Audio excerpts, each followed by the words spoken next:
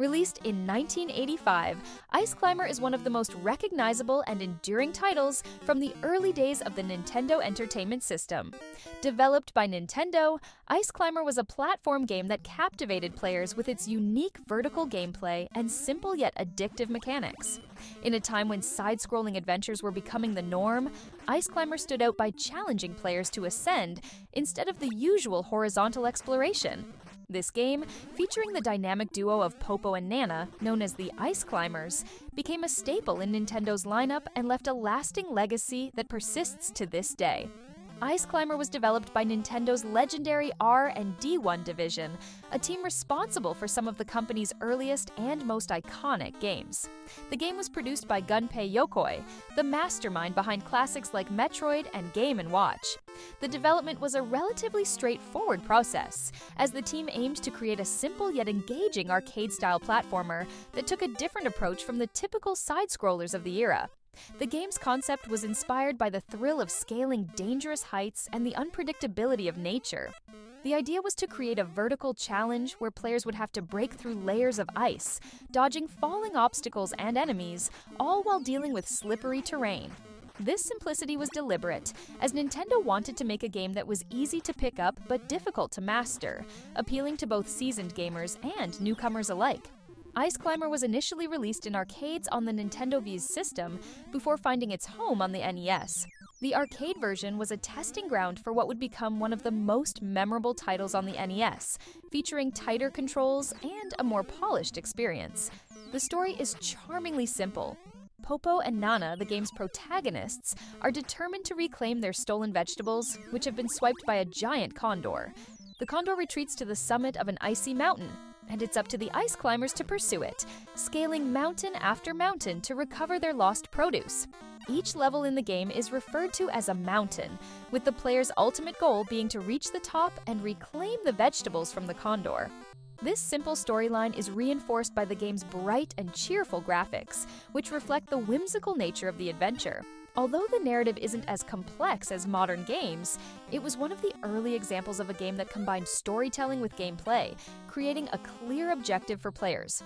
Ice Climber is a vertically scrolling platformer that challenges players to break through layers of ice blocks and ascend to the top of a mountain, dodging enemies and obstacles along the way. The game's core mechanics are simple but challenging, with a unique mix of platforming and arcade action. The main gameplay revolves around Popo or Nana in a two-player game, using a wooden mallet to smash through layers of ice blocks, creating openings to jump through to the next level. Players must time their jumps carefully, as missing a platform often results in a loss of progress, forcing them to try again. The vertical platforming was groundbreaking at the time, as it required players to think about their movement in a different way. Each mountain is composed of 8 layers, and players must navigate various types of ice blocks, some of which are breakable, while others are indestructible. As players ascend, they encounter various enemies and obstacles, including the mischievous Topi, a creature that repairs holes in the ice with snow, and the Nitpicker, a bird that swoops down to attack the climbers. Each enemy presents a unique challenge, requiring players to be quick and precise with their movements. Falling icicles, slippery platforms, and moving clouds add to the difficulty, making the climb more treacherous as the levels progress. The game's increasing difficulty keeps players on their toes, as each mountain presents new challenges and requires a higher level of skill. One of the standout features is its two-player cooperative mode. Players can team up as Popo and Nana, working together to scale the mountain.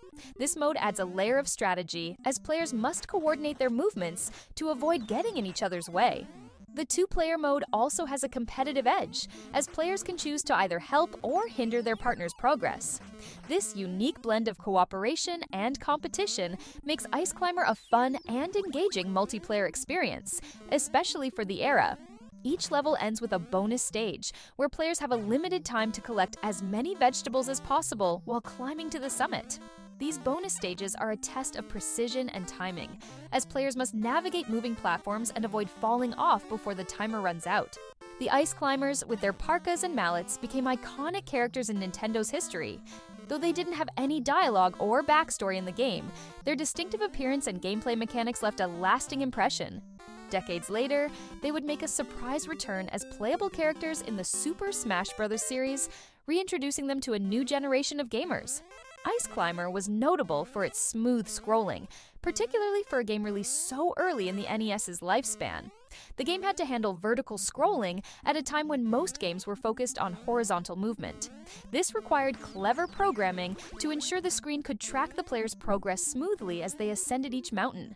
The two-player mode was one of the first examples of cooperative gameplay in a Nintendo title, allowing two players to share the experience of climbing the mountains together. It laid the groundwork for future Nintendo games that would emphasize multiplayer and cooperative experiences, something that has become a staple in many of their game franchises. Before making its way to the NES, Ice Climber was initially released as an arcade game on the Nintendo V's system. This arcade version had a few differences, such as higher difficulty and some alternate graphics, making the NES version a more approachable and refined iteration for home consoles. It was unique for its time, as the concept of a vertical platformer wasn't common. Most games were side-scrolling adventures, but Ice Climber challenged players to ascend instead of move forward, offering a fresh experience in the mid-1980s. While the game didn't receive direct sequels, its legacy endured. The Ice Climbers became fan-favorite characters in the Super Smash Bros. Franchise, starting with Super Smash Bros. Melee for the GameCube. This unexpected revival cemented their place in Nintendo's character roster and introduced them to a new audience. Part of the game's enduring appeal lies in its simplicity.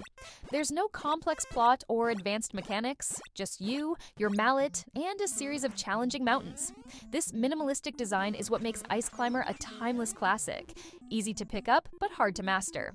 Developing a vertical scrolling game was no small task for the NES's early hardware. The team had to create a smooth experience where the player's progress was tracked accurately as they ascended, something that required careful programming. Additionally, the multiplayer mode required a delicate balance to ensure both characters could move independently without disrupting the game's flow, making the two-player mode one of the standout features in early NES history. The game's pixel art was also carefully crafted, with each stage and enemy designed to be visually distinct, despite the hardware's limited color palette. This visual clarity helped make it a visually appealing game, even if it wasn't the most graphically advanced title on the NES. Ice Climber for the NES is more than just a retro platformer. It's a piece of gaming history that represents the early days of Nintendo's dominance in the home console market. Its unique vertical gameplay, cooperative mode, and simple yet charming premise made it a standout title in the NES library. It demonstrated Nintendo's willingness to experiment with different game mechanics, even at a time when side-scrolling adventures were the norm. Despite its age, Ice Climber continues to be fondly remembered by retro gaming fans and has earned its place as a classic NES title. Its influence is still felt today, and the legacy of Popo and Nana, the original Ice Climbers, lives on in modern Nintendo games. Whether you're a fan of vintage platformers or looking to experience the early days of Nintendo, the game offers a delightful, challenging, and historically significant journey into the icy peaks of gaming history. With its charming visuals, catchy music, and addictive gameplay, Ice Climber remains a testament to the enduring appeal of simple game design done right. It's a reminder that even in the early days of video gaming, the thrill of adventure and the joy of conquering challenges were enough to captivate an audience and create a timeless classic.